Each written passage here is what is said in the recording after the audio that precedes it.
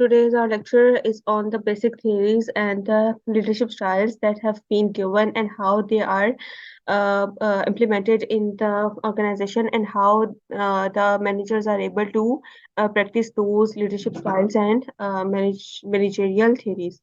So, for first of all, we will discuss the couple of I would like to call the names of that theories and the leadership styles that we are going to discuss today. The first one is the trait theory. Second one is behavioral approach, contingency approach. Fourth one, transformational leadership, authoritative leadership style, transactional leadership style, and Hersey Blanchard model, charismatic leadership style, the Debenhams timid leadership continuum. And lastly, we will discuss how does these leadership style influence organizational culture. So there are some of the basic points that I have uh, uh, collected to explain how these leadership styles and theories are beneficial while implementing in the organization. So first of all, we will discuss the trait theory. So, as its name suggests, trait theory basically focuses on the traits of an individual. Every person is different from the other, and every person has different concepts of the traits, and either they are genetically implemented in their genetic framework, or either they have consumed or like utilized from the by utilized from observing the environment. So the first we will discuss the definition of the trait theory. Personality traits reflects people, practices, patterns of thoughts, feelings, and behaviors. So it basically focuses on the thoughts, feelings, and behaviors because all of the behaviors that the person exhibits depends on the thoughts and the feelings of a person. So trait theory in psychology rests in on the idea that people differ from one another based on the strength and intensity of the basic trait dimensions. There are three criteria that categorize personality traits. The first one is consistency, the second one is stability, and the third one is individual differences. So here, the personality, it's basically the concept of the psychology. Trait theory was given by the um, Fried segment, and he explains that personality basically focuses on the behavior that is implemented or the exhibited by the thoughts and the emotions that or the patterns of the behavior that the person is exhibiting in while living in the environment. So basically, the trait theory focuses in the concept of the organizational behavior. It mainly focuses on the consistency, how much the person is consistent to his work, how much stability he has while managing his competency skills, and how he manage his works, and how much an individual vary from the other individuals that are working in the same organization, because every individual achieve different thing from the other person. So basically trait theory focuses in these main core concepts, and it explains that these concepts are brought by these characteristics like the thoughts, the patterns of the thoughts, the feelings, and the behaviors that a person exhibits decides how much consistent he is, how much stable he is, and how much he is different from the other person. So individuals must be somewhat consistent across situations in their behaviors related to the trait. For example, if they are talkative at home, they tend to also be talkative at work. So it explains the behavior that the person who is introvert while in his personal life and in his social life, he must be an introvert person in the organization setting as well. So every person that exhibits a behavior in their personal life must exhibit a part of that behavior from the in the organizational setting.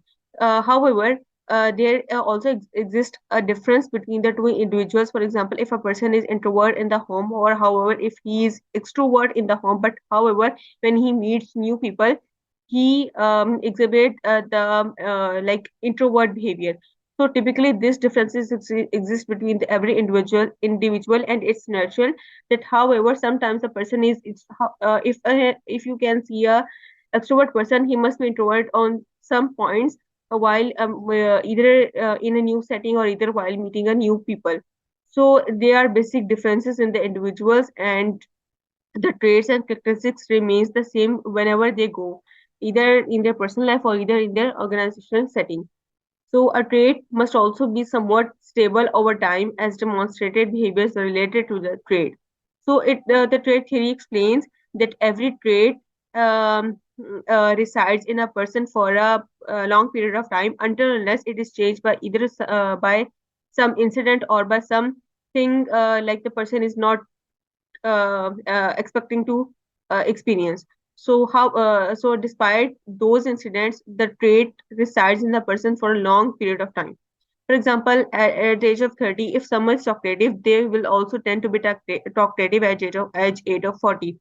So, like in this example, it has been explained that if a person is 30 years old, he is talkative. He must be talkative at the age of 40 as well.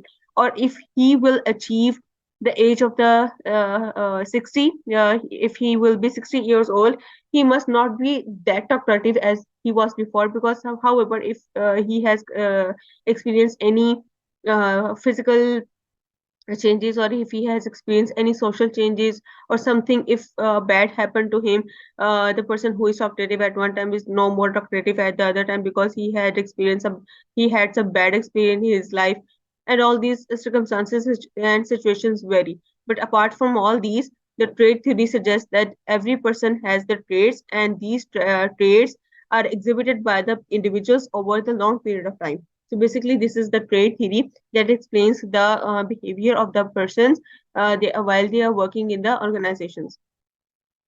So the point of adding this trait theory into this topic is that a manager should also look after the individuals that have different traits in them, and should recognize the policies and the rules that is being set by the managers or the higher authority, that it should be the according to the traits of the other people, and it suits that no one to every people, and even no one will feel like unsatisfactory or like uncomfortable in the organization setting. So the policies that is decided by the manager should be according to every person's traits, and it fulfills the every person needs. So basically, that is the point of adding the trait theory in this topic. The second one is behavioral approach. The behavioral approach suggests that the key to understanding development are observable behavior and the external stimuli in the environment.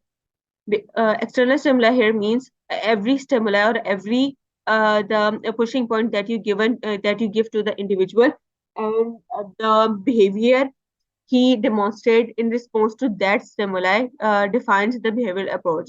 It means you observe the behavior after giving the stimuli. Behaviorism is a theory of learning, and learning theories focus on how we are conditioned to respond to events or stimuli. These theories explain how experience determines behavior. So behavior suggests that our behavior is learned. Behavior is not experienced by the individual itself, though it is learned, and it is learned in response to any stimuli. For example, if I will give like more simple example. For example, there is a rat. Okay. So if I give the example for the behavioral approach, if there is a rat and he is caught up in the cage, so the person who has caught the rat will give him a food after the ringing of bell. So the ringing of bell is the stimuli he is giving to the rat. The rat recognizes that when the bell rings, I am given the food by the person. So whenever the bell rings, the cat receives the rat receives the food. However, he start like okay. Whenever the bell rings, the rat receives the food, and in response to the ringing of the bell, the rat starts salivating. So whenever he notices that the bell rings, he starts salivating, and he receives the food.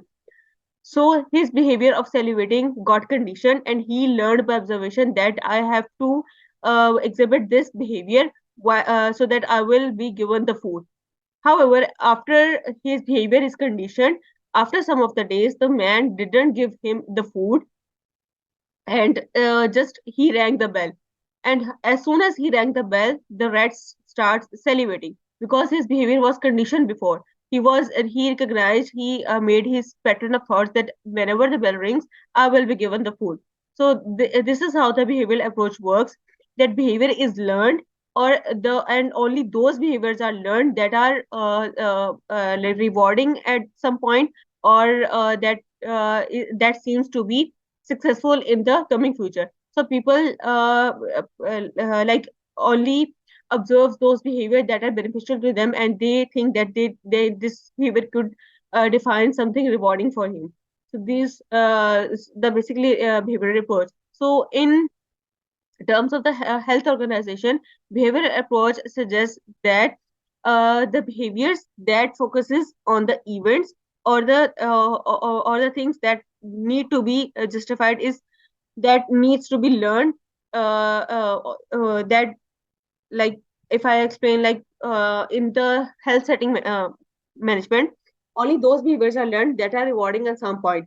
For example, the behavior of giving care to the others, the behavior of responding to the task, the behavior of completing to the task, is only the behaviors that are learned. So this basically the behaviorism approach focuses on the behaviors that are learned, and they are conditioned with the passage of the time.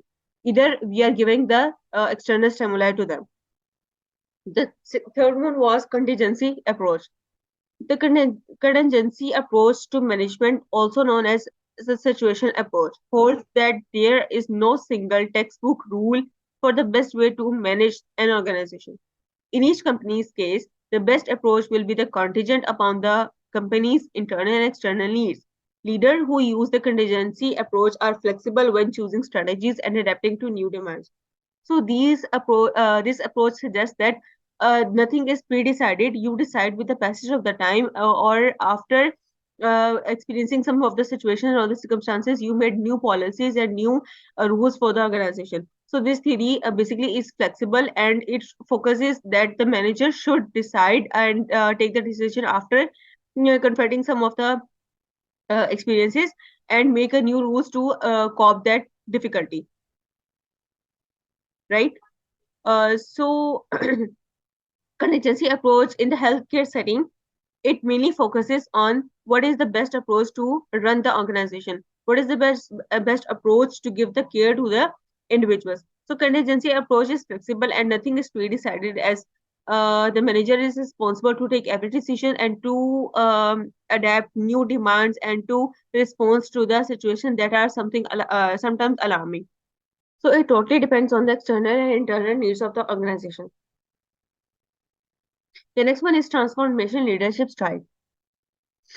Transformation leadership is a leadership style that emphasizes change and transformation. Leaders who adopt this approach strive to inspire their followers to achieve more than they ever thought possible by tapping into their potential. So this leadership style is very important, as the transformation leadership style suggests that everything should be transformed and changed with the passage of the time.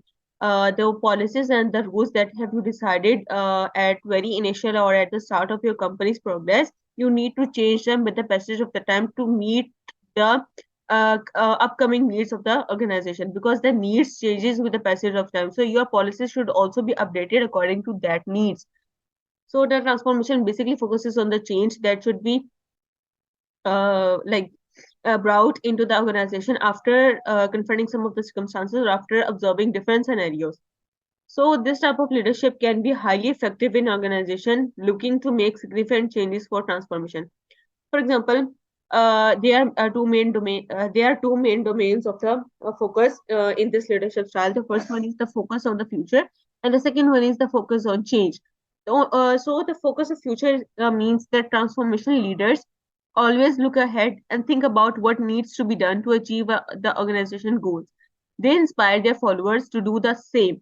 For example, if the company is selling a product, and they have decided that their marketing techniques will include the marketing on the social media only. So they like for a long period of time, they always market their products on the social media. However, they recognize that most of the people are far off from their office location, and they can't visit the office for the more product information. So the social media marketing is not bearing much fruit. So they decided to transform that marketing techniques, and they decided to market their products by the means of their brochures or anything that could be physically visible to the persons. So like here the main concern was the marketing techniques that needs to be updated with the passage of the time. So in future you have more clients than the other competitors in the market. So the second domain is the focus on change. Transformation leaders are comfortable with change and understand it is necessary for organizational success. They work to ensure their followers are comfortable with change and adopt to it. For example, if the change may be of two types, the one change focuses on the organizational needs and the policies. The second one focuses on the employee satisfaction. For the organizational needs, you need to change something that is bothering or not doing any other foods are not having this success. For example, I have given the example of the marketing techniques. If I talk about the employee satisfaction, there should be a change for employee satisfaction. For example, if the employee is working on the salary basis, you add something, a reward system, appraisal system, or incentive system. So this might be a positive change, which ensures the employee satisfaction. Although if you are not going to decide on that policies, you must like decide that after every month or once in a month your employee are allowed to take a leave off, and you are given, and you are responsible to give your employees a trip or the outside dinner or the outside lunch, so it also boosts the motivation of your employees. So basically the change focuses on two main domains: the focus for the future and the focus on the change. And the transformation leadership style focuses on these two domains side by side. They also focuses either they are employee are satisfied with the new policies or the change, or however, or how much your organization or the company is being like is being succeeded by the those transformed policies. So the next one is authoritative leadership style. Leaders who display Leaders who display authoritative traits tend to motivate and inspire those around them. They provide overall direction and provide their teams with guidance, feedback, and motivation. This promotes a sense of accomplishment or achievement. The authoritative leadership relies heavily on getting to know each team member. This allows a leader to provide guidance and feedback on the more personalized level, helping individuals to succeed. This means authoritative leaders need to be able to adapt, particularly as the size of their team grows. So, authoritative leadership styles is the most positive one, and it only surrounds the employee satisfaction. For example, the manager is the one who is not given the permission to implement his policies and orders onto the employees. However, the employees are given equal rights as the manager have. However, there are some of the edges that is only limited to the manager and not the employees. But however, according to the human rights, employee and the manager should be given equal rights. If the employee is lacking in any department, he has the right to change his department and like experience his skills in that change environment as well. So the manager is responsible to motivate the employee, because at the end of the day your employee is everything, because your employee is responsible and the team base of your organization. So every employee of your organization must be satisfied, and every manager is needed to motivate the employee to provide the sufficient guidance they need, to provide the feedback they are either it should be a formal feedback or informal feedback, or either the feedback, if the feedback has the negative comments, it should be given in such a way that it must not be harsh to the employees. So these are some of the techniques that every manager should implement in the office. So the next one is transactional leadership style. Transactional leadership style,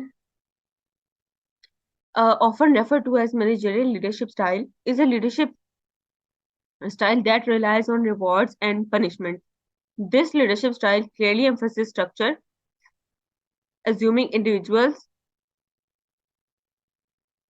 may not possess the motivation needed to complete their tasks.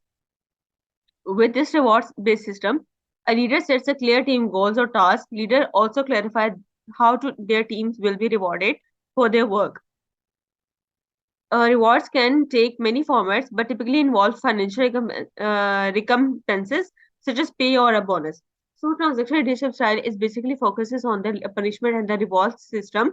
If the rewards are given basically in the form of financials, because there is no other such a edge that you can give your employee, because every employee is struggling for the money and to secure his future.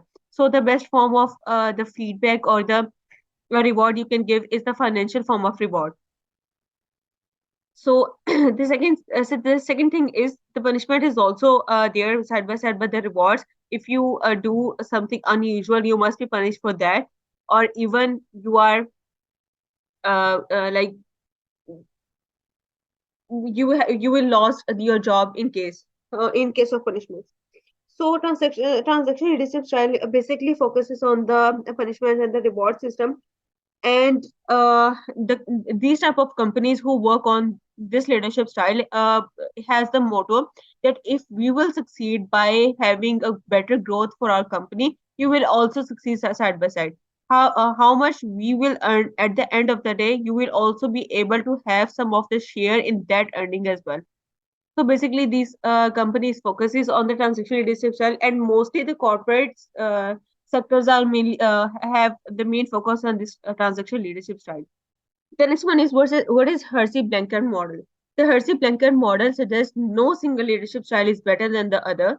Instead of focusing on the workplace factors, the model suggests that leaders should adjust their techniques to those they lead and their abilities. That means managers who live by the model must choose a leadership style related to followers' maturity. For example, if an employee's maturity is high, the model suggests the leader provide minimal guidance. By contrast, their maturity is low, the manager may need to provide explicit directions and supervise work closely to ensure the group has clarity on their goals and how they are expected to achieve.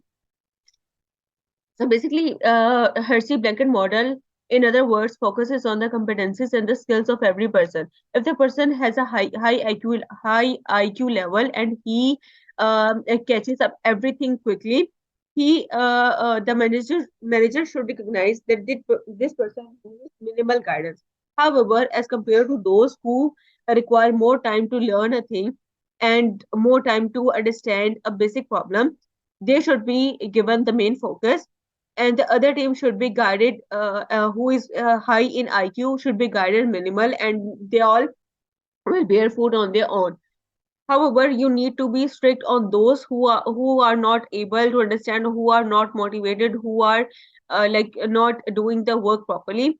You should decide your policies and the techniques according to your current situation. There is nothing to change in the future. There is nothing to focuses on the behavior of the employees. There is nothing to make a consistency in the workplace. You need to focus on the current situation and make the policies and the management techniques according to that at the present moment. Yeah, there is nothing to be pre-decided or nothing to be decided for the future. There's only the present, and you need to focus on the present. So this model only suggests that you need to decide what is going on presently, and you need to make your techniques and policies to respond to that problems or to that situations. So here the maturity level is the main focus, and the maturity level of the followers is divided into four categories. The first one is high maturity.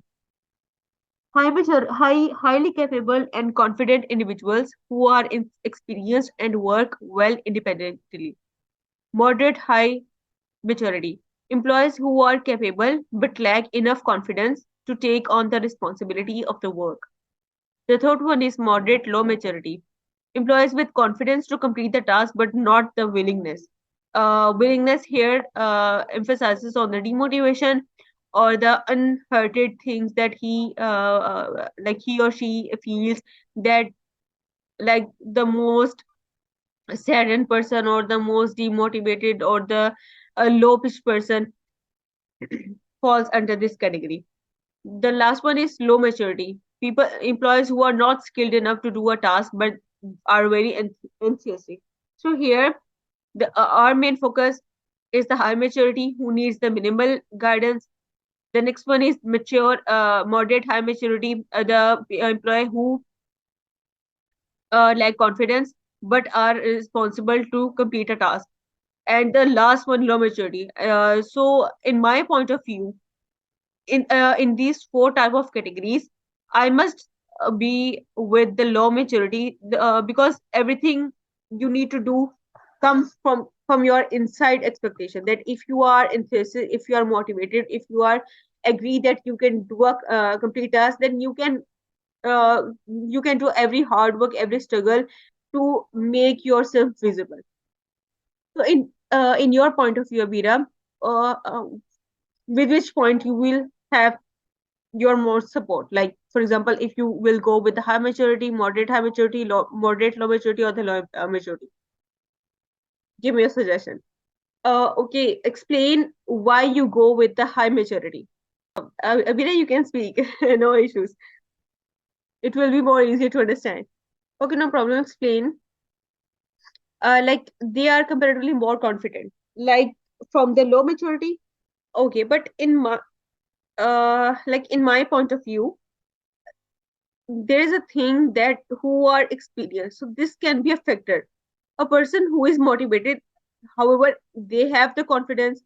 Low maturity also have the confidence to do a task, but the main difference in between these two are they are experienced and they know how to tackle a problem. But however, these employees are not uh, skilled and not experienced, and they do require a lot of guidance to complete a task. So in your point of view, I appreciate, because in today's environment only the skilled person is given the chance, and the unskilled is like considered as if he can do a task, or he cannot, so he is considered on the doubt basis. So your point of view is right, I appreciate. Good. Okay, so the next is charismatic leadership. Chris- Charismatic leadership is the type of leadership that combines charm, interpersonal connection, and the persuasiveness to motivate others. Charismatic leaders can motivate and inspire their teams toward a greater goal. They do this by the tapping into their team members' emotions, creating a sense of trust, passion, and the purpose greater than themselves. So, charismatic leaders.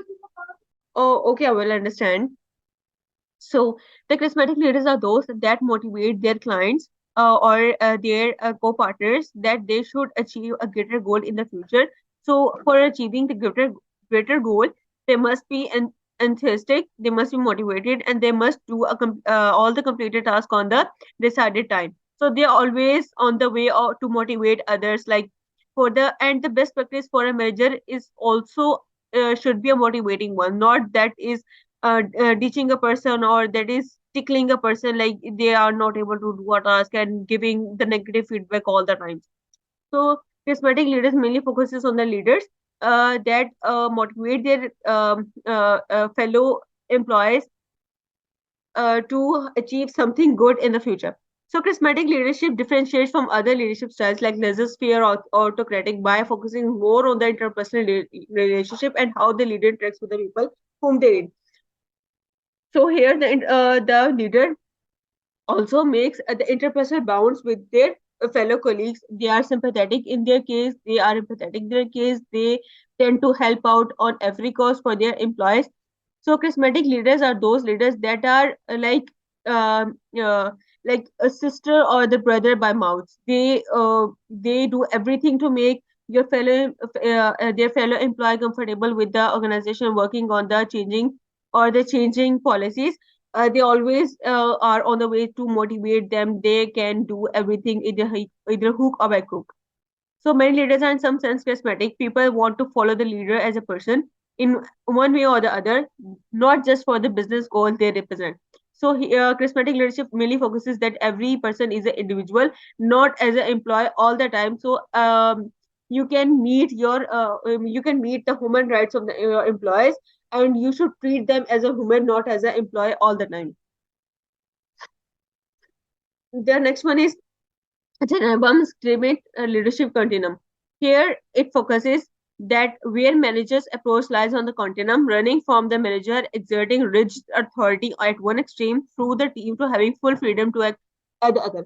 So this continuum suggests that there are levels of the looking after the employees. Sometimes you need to be very strict, and sometimes you need to be very lenient with your employees. The model highlights 7 leadership styles that occur across the continuum. The first one is tells. The leader takes the decision and expects the team to follow, and the team has very little involvement in the decision making. So this is the highest part of the continuum, that the manager is only responsible to make decisions, and he expects his employees to obey his decisions. The second one is sells. The leader makes the decision but provides a rationale.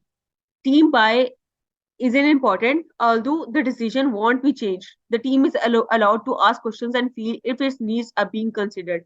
So the change is sorry, the decision is unchangeable, but however, the manager gives the edge to their employees.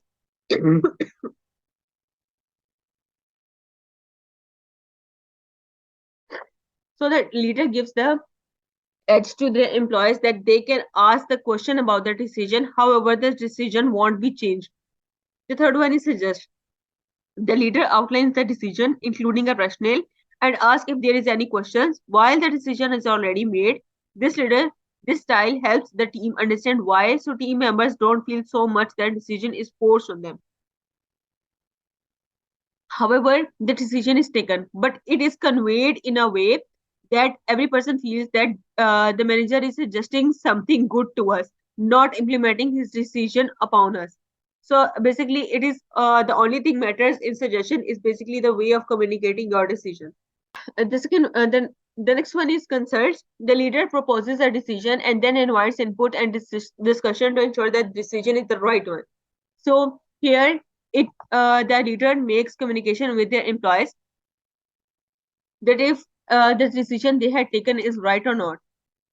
The next one is joins. The leader presents the problem and then asks the team for a suggestion and option to consider. Through the discussion that follows, the team helps the leader decide. So, although the decision making edge is only given to the manager, at this point, every person is allowed to give suggestion about how this problem can be solved.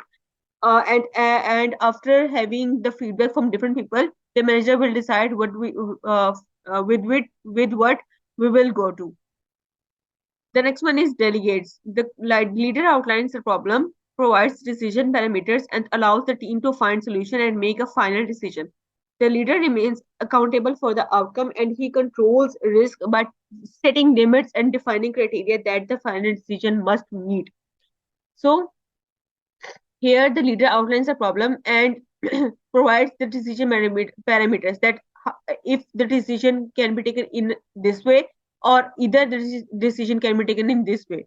The edge remains the same. That is, the edge is to the edge of the decision making is in the hands of the manager. But however, he makes some of the parameters that you can give suggestion in this matter, in this matter, and this matter. However, after confronting every feedback that is coming from the different people, I will be able to make a proper decision that could be suitable for you people as well. So this is how delegates point works in the continuum. The second one is how leadership influence organizational culture. So there is some of the benefits that I have listed, that how these theories and the leadership styles will change your organizational culture. The first one is increased productivity. Good leaders are able to create a positive work environment, motivate their employees, and provide a clear direction and guidance. This can lead to increased efficiency and productivity. A more engaged and committed workforce is the high performing. The higher performing they became, the more likely they are to drive innovation within the company and the lead the business to success. So this leadership style obviously leads to the productivity. This helps your organization to grow in the marketplace, and it gives the significant place along with your competitors.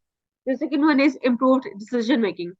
Effective leaders are able to analyze complex situations, weigh the potential outcomes, and make informed decisions. This leads to more effective problem solving and is a standard for when you think about what makes a good leader. So the leader has only the right to make the decision. However, if he takes the feedback from the employees as well, he must analyze. So the decision making is the only is given to the manager, and he will be able to make a better decision for the organization. Third one is stronger organization. Good leaders build strong teams and businesses by fostering positive relationships, delegating responsibilities, and inspiring employees. Highlight and reinforce organization values by helping their people develop while creating goals, setting opportunities, and giving the deserved recognition.